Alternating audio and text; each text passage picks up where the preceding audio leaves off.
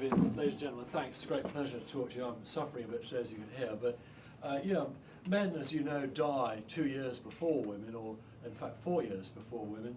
They have a higher salt intake, more than 2 grams a day more than women, and they have higher blood pressures up to the age of 70. So it's not surprising that many more of them die from strokes, heart attacks and heart failure, which are the commonest causes of death and disability in the UK. And we should be doing a lot more about men, and particularly salt intake, but a lot of other things as well. But we wanted to focus on salt because they do eat more than women, and they're dying unnecessarily, and many of them are unaware of it. Now, it was a great surprise to me when we did a survey about what foods do men like, and we obviously had on the poster here some favourite foods, curries and pizzas and so on, but pies came out as the top thing, something I hadn't actually realised. And you'll have seen the survey, I don't want to repeat because it was in all the newspapers, but it showed that certainly in pies eaten outside, not bought in supermarkets, very high amounts of salt, particularly in the gravy and potatoes as well, a sort of hidden thing. You might think the salt in the pie, but not in the potatoes. And you can see the results there, and the classic was the Wetherspoon one of 7.5 grams. And of course, one also wonders, having a slightly conspiratorial look about things, as perhaps, you know, it might pay pubs to have a lot of salt in their food for very obvious reasons. Why do they have all the salt in peanuts or other things? And of course, salt is the major drive to thirst, and you drink more. And of course, it's very important to soft drink companies, beer companies and mineral companies to try and stop salt intake falling. Although I have to congratulate PepsiCo, somewhat irrelevant here, but they have turned themselves into a healthy company, having been the worst offender in the world. So things can change, and we'll hope that men's pies and other men's food will improve, and particularly Wetherspoons have already pledged to reduce the salt in all of their foods more or less overnight, and it's not the first time that has happened to us.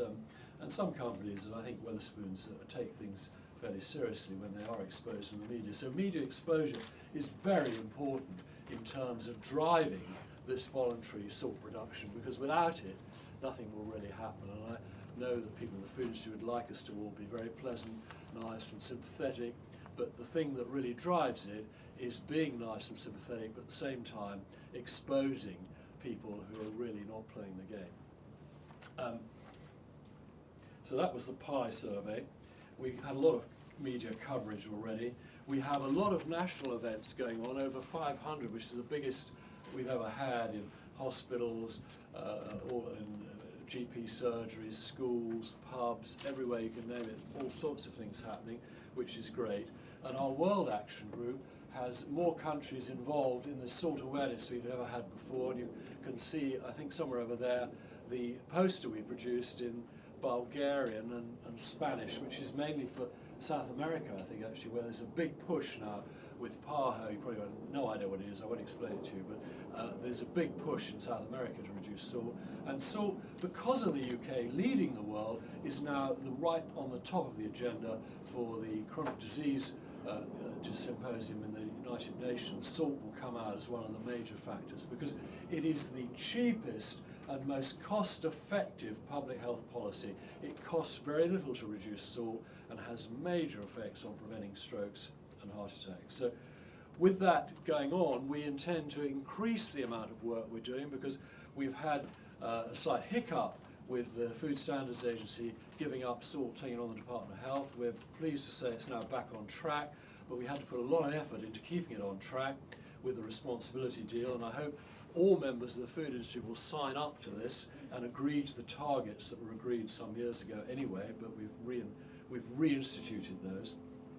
And we need to do more worldwide. So we're not stopping now, we're going to work even harder to try and get salt intake down, not only in the UK but worldwide. I'd like to thank David very much for sponsoring this. It's been great. And also to Anne Milton, who unfortunately had to go, but is a really feisty public health minister, and I really enjoyed her meetings with her because there's no holds barred, and that's great. And to Peter, of course, thank you very much. We're very pleased to collaborate with Men's Health, and we hope to continue that collaboration. We're also very grateful, and I won't name them all, as many have been named, all the charities that have come together to support us. All of those charities, of course, are here because salt not only is important in blood pressure, but in all those other things as well, which is often forgotten about. We need to remember how important it is in kidney disease, bone disease as well. So it's not only blood pressure. I'd like to thank particularly the exhibitors and those who've contributed to help us just to fund this meeting. We don't take any funds for running cash, but we do take small amounts of money from the food industry to pay for this meeting. I'd like to thank all of them, which we've already, I think, done. And particularly I'd like to thank, of course, last but not least, the organisers, Catherine, who runs everything. That's why I'm so relaxed and just got back from being abroad and done nothing. You've done a great job.